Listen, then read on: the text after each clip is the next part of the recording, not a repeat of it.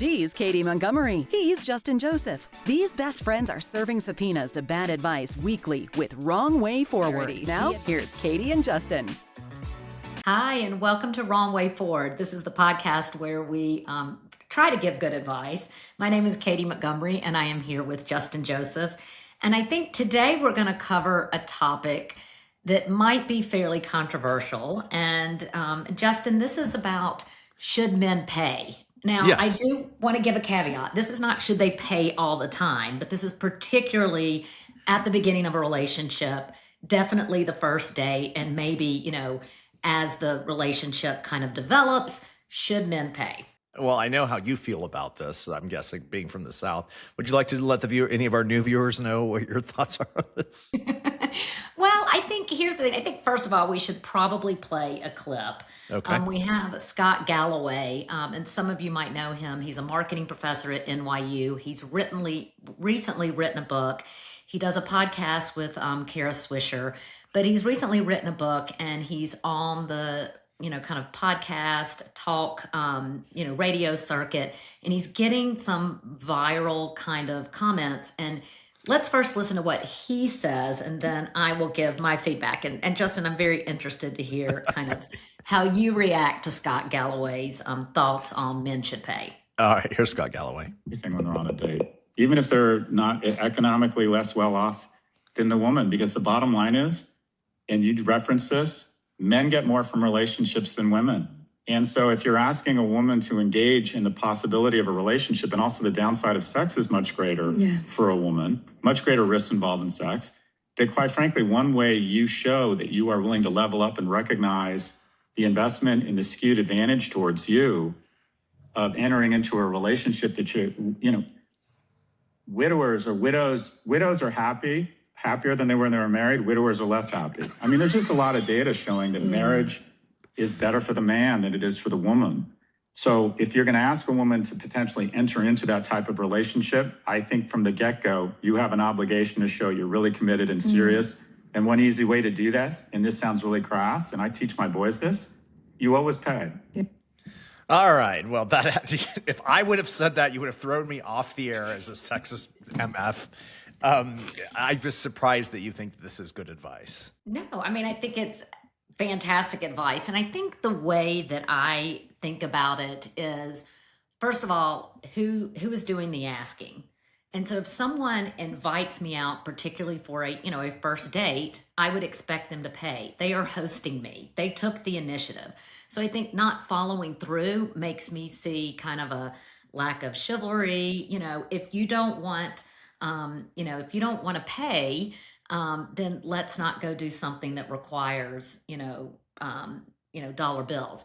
But I think also my take on this is not necessarily the economic viewpoint that Scott Galloway has, but I am at an age in life, and I think we know from this podcast that, I'm almost 52 and I'm not married. I take care of a lot of stuff. I take care of myself. I take care of my clients. I take care of my family. I take care of my father and mother's estate. I take care of their legacy. You name it, on and on and on and on. And for me, it signals, if you're not going to pay, because to be honest, I don't ask men out, is that if you're going to ask me out on a date and then not pay, I'm like, I need someone who is going to anticipate my needs, who is going to problem solve, who is going to improve my life, who is going to take charge. I've got enough, testosterone and get going in me enough. I need someone who's going to grab the bull by the horns. And it is very unattractive if you've asked me out on a date and you're not going to pay. It's so interesting. I hear everything you just said, but what was interesting when you did your soliloquy of what you need someone who takes charge. You didn't say, I need someone to take care of me. Is that an avoidance word for you? Do you not like to say, I want someone to take care of me? Would you say, I want a man to take care of me? Say that. Yes, I would. I mean, I could take care of myself, clearly. See, just say it. But I would love for a man to take care of me. And I remember... Is that hard? Is that hard to say? I don't know if it's hard because I'm clearly capable on my own. But if I'm going to introduce someone into my life and the work and the energy and the compromise, I need to know that I'm not the one carrying a lot of the weight. And I have found, I remember this, I have an English basement. I live in Washington, D.C., and What's an there would English basement? sometimes, English basement is like kind of a separate entrance. You'll see sometimes Oh, people rent them out. They might be called like in-law suites. And interesting. I, As a realtor, I've never heard it called that before. oh, really? And I had some problems with flooding down there. And I just remember, I was with one of my boyfriends and I was down there for a long time just cleaning up, and he never came and kind of took the initiative. And I Yeah. was like, well, that's done. I'm like, I want you to step up. I want you to get things done. I'd like you to, it doesn't have to be you're 100% responsible for all of the bills and all of the decisions. That would drive me insane. But I need to know that you're taking initiative and doing things. And I think the lack of paying, it also signals to me, particularly on a first date, is I like people who are fiscally, responsible with their money and are good stewards of their money. But I've dated a cheap ass, and it is horrible. It is just really limiting in terms of what I want to do, what I find interesting, and where I want to spend my money. And if someone's not going to pay for dinner for me the first time, it's a real signal like this is a cheapskate. Well, let me say I agree with you on the rule that whomever invites pays. I think that is the golden rule, and so I agree. And I would say 90% of the time that is the man. And so if the man invites, it should be the man who pays. Having said that, I think we should also be in a place where a woman, if she wants to invite a man out on a date, she should absolutely do that, and and she should offer to pay since I invited you. And I hope the man fights her on that.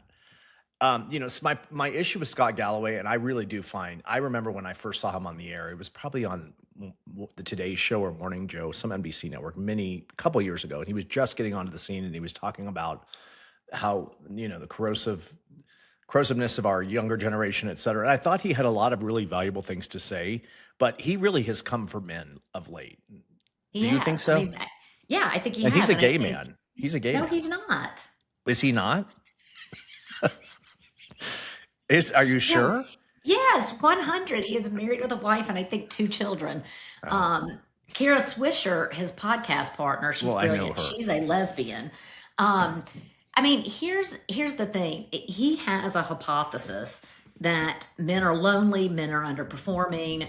The reason why we may have particular leaders and certain actions happen is because men, particularly white men, feel maligned.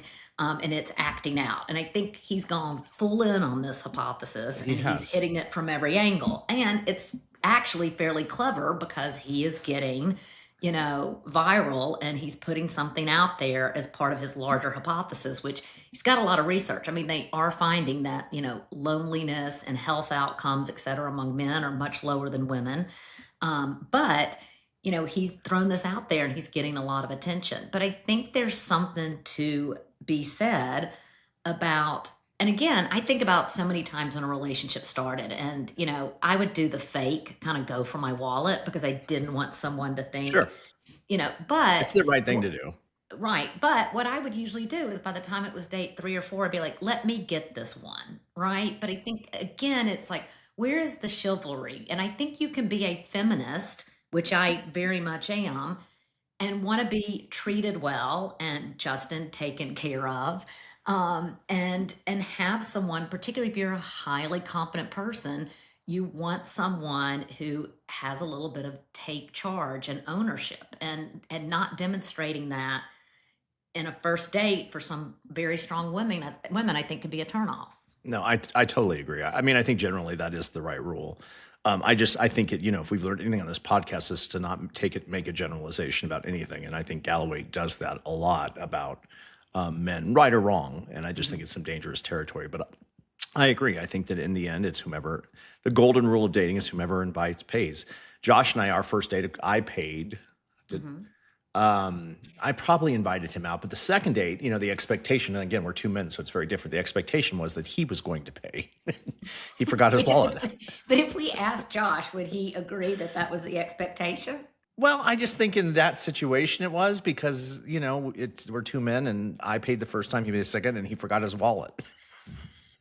And if you want to see panic on someone's face when the expectation is that you pay and that you don't have your wallet, it was really fun to watch him just panic on a second date that he really was excited about. And I mean, I assume, I hope. and that he didn't have his wallet, and he had to tell me he didn't have his wallet. And so anyway, that was a good memory. We laugh about that all the time, but it's a little different because we're two men. Yeah. I mean, I also have a general rule of thumb in my family where the sibling that makes the most money should always pay.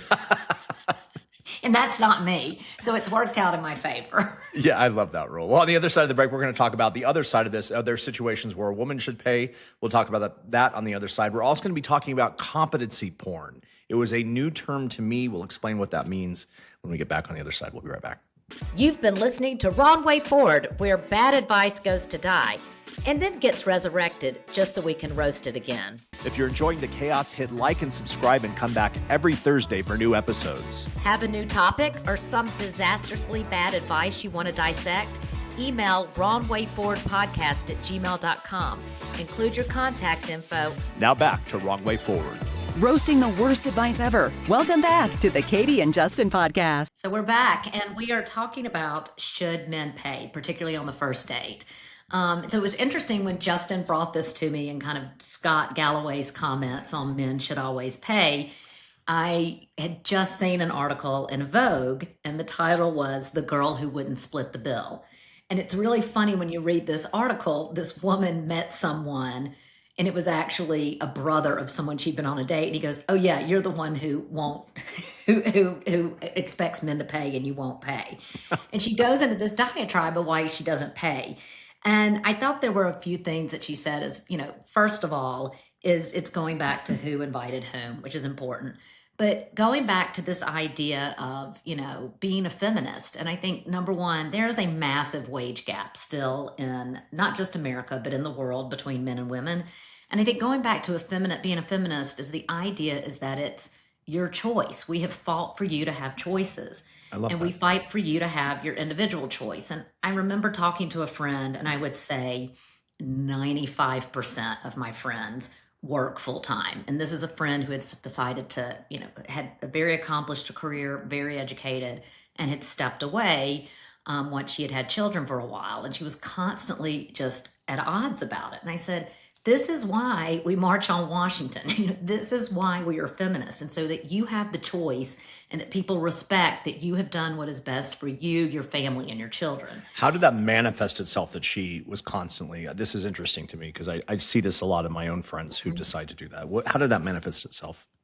I mean, I think it's being in the minority. When you look around for, your friends, I think when you have a graduate professional degree, there's somewhat of an expectation that you will, the time and energy and the sweat equity you've put into that it will, follow through. And I think. But was she like uncomfortable around people who were in the work? Could you see her? Was she talking about her children all the time? Like, what did she do that made you? That you felt?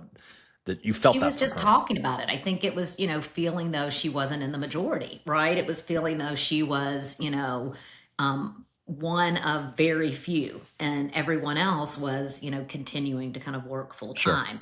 And I just kept saying it's about the choice. And I think it really drives me crazy when somebody says, "Oh, well, you're a woman and you want the man to pay. You're not a feminist." And I thought this article about the girl who wouldn't split the bill, she's like, this is my choice. This is a decision I get to make and it should be respected. And I think they're two separate things. So I thought that was really interesting. I also think, kind of going back to Justin, you saying like, I want to be taken care of. I wrote down a few things that I just thought. I want someone to anticipate my needs, problem solve, make decisions. I want to be able to turn my brain off. Sometimes I want to stop thinking, anticipating, playing devil's advocate. And I want to be able to trust his judgment. And I think paying that for that first time, for me, signals those things. Do you have friends who feel differently? Do you have feminists, and I guess they don't have to be feminists, but do you have friends who feel differently? My guess would be most of my friends would align on this. It'll be really interesting, when the episode comes out, what people think about that. And I'm a very generous person in paying and treating, but I think, again, establishing right out of the gate that kind of first thing, which I think leads very nicely into what you were talking about, competence porn.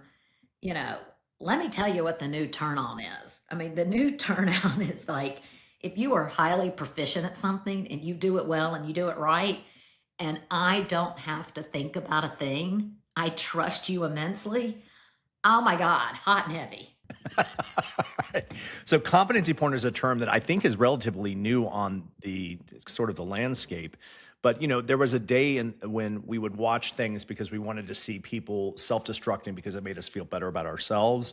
And they're saying there's been a transition with how uneasy the world is, that people now like to watch people who are exceptionally good at what they do. And so some examples of the old days where we watched and shows that were successful, for example, were things like The Bear. While the characters are talented, there's still a ton of mistakes they make. Succession, which is just literally a dumpster fire of a family.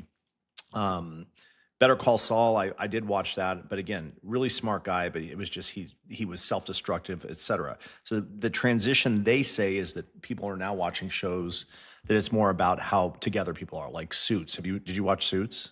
I watched some of it. I thought a good example was this, because I normally would not watch this movie because I do not care for this actor, but I was on an airplane and I watched Top Gun Maverick.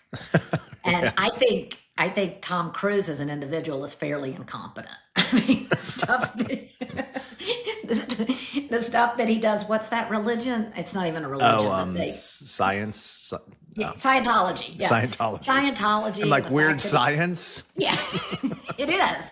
Exactly. But his stuff with Scientology and how crazy he is in his relationships, and the fact that he, berates Brooke Shields for having postpartum depression, and the fact that he doesn't believe in medicine and vaccines. I think he's a fairly incompetent And then he has person. no contact with his daughter Siri, which is just so weird to me. All of it's weird. And when I watched, Top Gun Maverick, I was like, damn straight. They called in somebody from, I'm going to sound horrible because I'm very much a global citizen. But of course, they called in someone from America to get around that mountain thing and do whatever they needed to do. Yes, they're going to problem solve. I love the idea.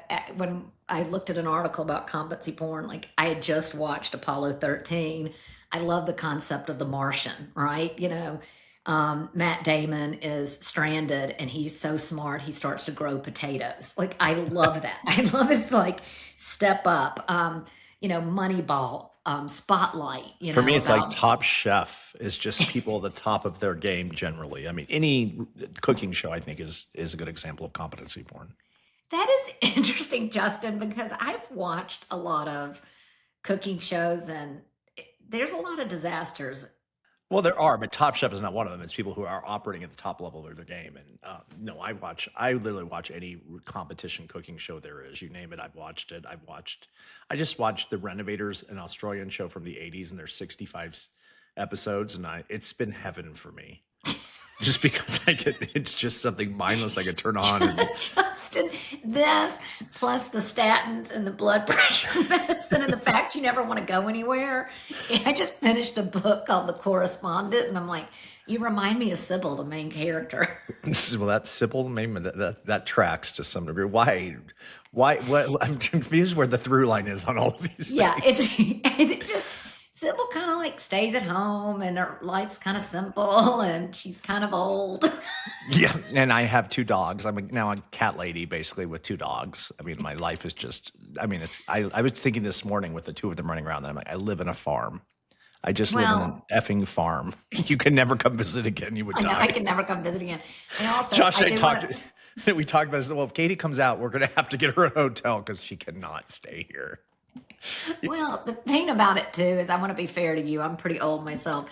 I hurt my back on Sunday doing absolutely nothing but literally rising up from the couch. And I'm in a separate room filming this. And I'm like, I really wish I had my heating pad. And the sweater looks a little doily-ish to me.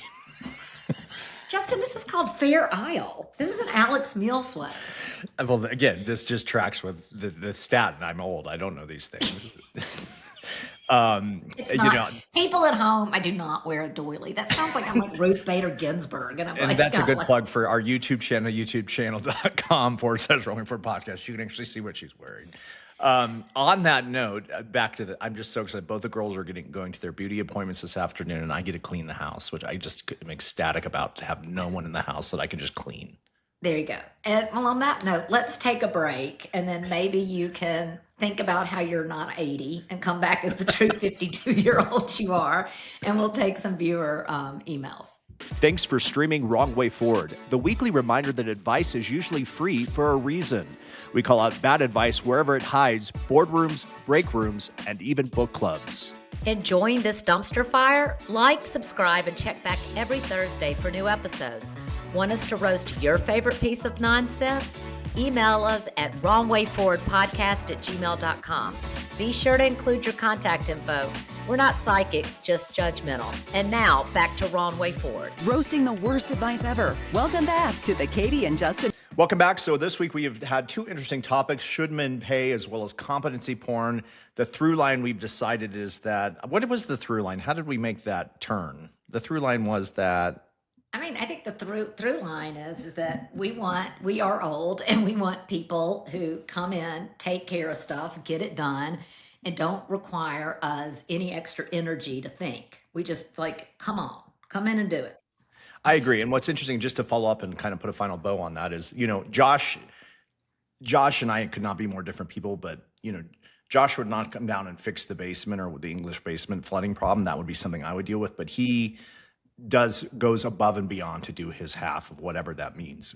That is actually correct. Like, your landscaping and yard is beautiful, and that's 100% Josh. That's 100% Josh, and he makes up for things that I don't do. I mean, it's a good partnership, and that's why it's worked, even though we could not be more different people, and that I'm insane and now officially old, per Katy. All right, on that note, let's take a couple of your emails. Let's see. I think I've been living someone else's life. Well, let's first start by saying, don't forget to you can email us at wrongwayforwardpodcast@gmail.com. You can also join the conversation on our text line at 720-251-4450. Again, 720-251-4450. We want to know if you are a big proponent that men should pay, or if you believe that whomever asks should pay, or that you think it should be a woman should pay if you are a woman. We certainly want to know that as well. So join the conversation whenever you're ready. A couple of your emails before we tag out this week. This one, I think I've been living someone else's life. Justin and Katy, I didn't expect to cry during a podcast about bad advice, but here we are. You were joking about living the wrong life really well, and it hit me harder than I'd like to admit. I'm 39, married, 2 kids, good job, blah, blah, blah. And yet I feel optimized for applause instead of happiness. I picked my career because it sounded impressive at Thanksgiving. I bought the house because it's what you do next. I'm not miserable. That's just the problem. I'm fine. And it's just talking about basically that, how do you know when it's a crisis versus a calling? It's interesting. This is, I guess, in response to when we talked about building a life, or I'm not sure which episode this talks about, but anyway, that's one viewer email. We also got some that says, let's see here, brutal honesty ruined my engagement. Hi, you two. After your episode, I realized that I weaponized just being honest in my relationship. My fiance asked if I liked the ring he picked. Interesting. And I said, quote, that's not what I would have chosen. Oh, that's a good one. How do you handle that conversation, Katy? Well, I think it's interesting, and I think next week is when we really deep dive into brutal honesty. I think I'm not absolutely positive. Justin and I are not great with keeping all of our episodes straight. Is that our author? No, I think next week we're going to film the author, but we're going to air the brutal honesty one where we did a deeper dive. First of all, I want to say to this man, you're incompetent. What kind of idiot buys a ring without doing some pre-shopping? Let's walk through, don't buy your ring at Tiffany. It's going to be way overpriced because it's Tiffany, but go do the walk through Tiffany, go and, go see some, I think that's absolutely asinine that somebody made such a big and fundamental purchase that someone wears every day and didn't get any sense of what this person liked or wanted. Yeah, interesting. Well, I think the brutal honesty conversation we had in the recent weeks was a really interesting and good conversation, just because everybody is going to view that differently. But again, thank you guys for joining us this week. Again, join the conversation, 720-251-4450 or wrongwayforwardpodcast@gmail.com. So thanks for watching. We'll see you guys next week on Wrong Way Forward. All right, that's a wrap on this week's episode of Wrong Way Forward. Remember, the only thing worse than taking bad advice is giving it. If you've liked what you've heard, like, subscribe, or follow us wherever you stream podcasts. And if you've got a topic or need some advice we'll probably regret giving, email us at wrongwayforwardpodcast@gmail.com. Thanks for listening to this week's episode of Wrong Way Forward.